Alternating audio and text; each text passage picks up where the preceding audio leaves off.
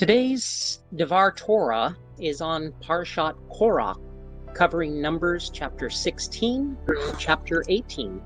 And it reveals some deeper metaphorical truths and symbolism about the occasional inner uprising of the Yetzer Hara, which is Hebrew for the evil inclination, referring to the ego, as seen in Korach's egoic rebellion versus those that choose spiritual submission.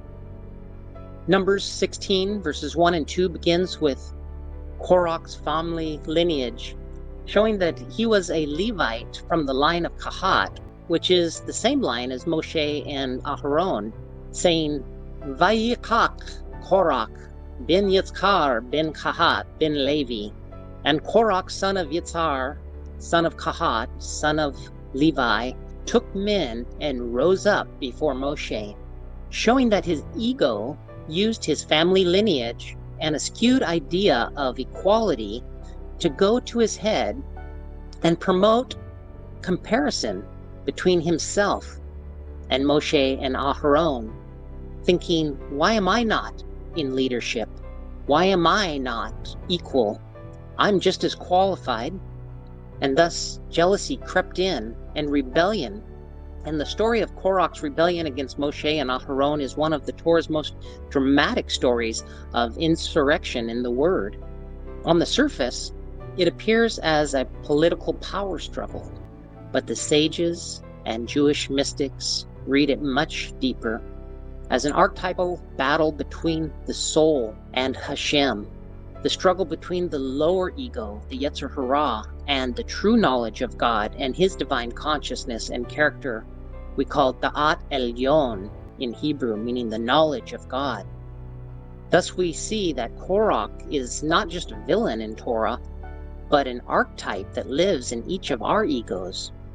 We experience his same lower ego consciousness anytime we compare ourselves to others and resent their success, or anytime we experience this same Yetzer Hara ego consciousness that causes us to justify our ambition, our divisions, our Lashon Hara, or our anger or bitterness in the name of truth, or any time that we experience Korach's same egoic rebellious spirit and we rebel against spiritual authority because we are thinking negative, or confuse equality with thinking everyone has the same purpose, and confuse our role with our worth, and we fall into the same egoic trap anytime we resist that inner humility that God's Spirit brings us, preferring spiritual pride over authentic surrender. But on the surface, Korach's argument was very cunningly convincing, as it could almost seem noble, as the ego cunningly guised its focus for self-exaltation in the name of equality, saying, the entire community is holy, and God is among us all. So why do you lift yourself up above the assembly? He said to Moshe in Numbers 16, verse 3. But our sages see in his words the ultimate deception of the ego, spiritual rebellion masked in a guise of something good. And our great rabbis elaborate on this, and Rabbi Chaim of Voloskin wrote, the Yetzer Hara does not always say, obviously, to serve idols, but more cunningly, it says, serve yourself. Korach wasn't fighting for holiness. He was fighting to be seen as holy and desired to be in leadership and to correct leadership and to be looked upon by everyone else, as the ego's selfish nature often imitates spirituality to justify control, pride, or envy, whispering, I should be lifted up. In contrast with this, Moshe responds by falling on his face in humbleness, aligning his consciousness with the Creator in verse 4. And falling on his face is the ultimate symbol of Bitul, which is our Hebrew word for ego nullification. This is what we all desire, is to go through this process of Bitul, totally eradicating the ego, as Moshe and Yeshua exemplified. Moshe doesn't defend himself with pride. He surrenders completely to God, recognizing that only the divine chooses and elevates. Our Jewish wisdom teaches that Moses metaphorically represents the Da'at consciousness of the supernal worlds. He does not act from self or the selfish nature of the ego, but is a channel of the infinite. Korach speaks from self-importance, Moshe from selflessness. This is the core distinction between divine consciousness and our own Yetzer Hara. Then we can see the principle that all self is self-destructive in the demise of not only Korach, who began this rebellion, but also those who followed him.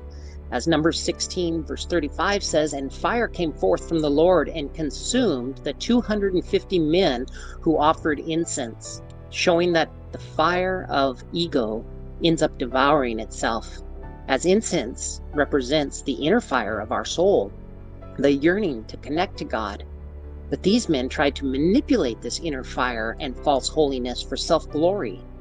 And this teaches us that the ego's fire, when not surrendered to God, burns the one who holds on to it. Rabbi Shneur Zalman of Liadi writes in Torah Or on Korach, saying, "Unholy fire is passion disconnected from its source. True fire lifts you upward. False fire destroys." And this is so true. Such wisdom in concise few words. In Numbers 16 verse 32, we are told, "And the earth opened its mouth and swallowed them." Spiritually, the earth swallowing Korach symbolizes what happens when a soul becomes completely identified with the physical world and self and the selfish nature. The ego pulls itself downward, severing its connection to the higher realms of Hashem. Rabbi Zadok HaKohen of Lublin taught that Korach's sin was not that he desired holiness, but that he wanted it on his own terms, without the vessel of humility. That is why the earth took him. He belonged to the lower domain of the ego. Interestingly, we then have in chapter 17 this story of the blossoming staff of Aharon, representing the fruit born of humility, as Aharon and Moshe exemplified. Numbers 17:23 says, "The staff of Aharon had blossomed, and it brought forth buds, and even yielded almonds," revealing that while Korach used conflict to seek power, Aharon's selection comes through a silent miracle.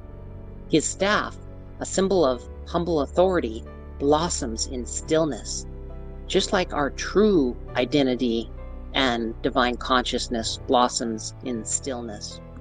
We must come to the stillness to hear that still small voice. And this is a metaphor of how divine consciousness bears fruit without force. Rabbi Safat Emet writes, "When a person nullifies their will to God's will, their soul blossoms effortlessly." The true sign of holiness is quiet flourishing, not loud assertions. So we see that this parasha is trying to teach us about the battle within, as Parashat Korach isn't just about a man who challenged Moses. It's more so to teach all God's people about the inner uprising that happens when the lower ego seeks to dethrone the soul. And this reveals some important contrast between our lower egoic mind versus the pure divine consciousness that God desires us to return to in Him. The Yetzer Hara lower ego always craves recognition. And so we can be aware of that, now seeing it revealed. And we want to recognize it before it comes out in us as wrong thoughts, wrong words, or wrong deeds. Because divine consciousness seeks only alignment with the divine will, and no attention is desired or sought. The lower Yetzer Hara always justifies divisions and rebellions through half-truths, while divine consciousness embraces humility and silence. The Yetzer Hara lower ego competes for power and self-exaltation, while divine consciousness is patient and waits for God's revelation and for God to reveal His purpose and place for our lives. The Yetzer Hara, lower ego, always seeks to rise up for its own sake, while divine consciousness always falls on its face in surrender and humility, and always seeks the greater good.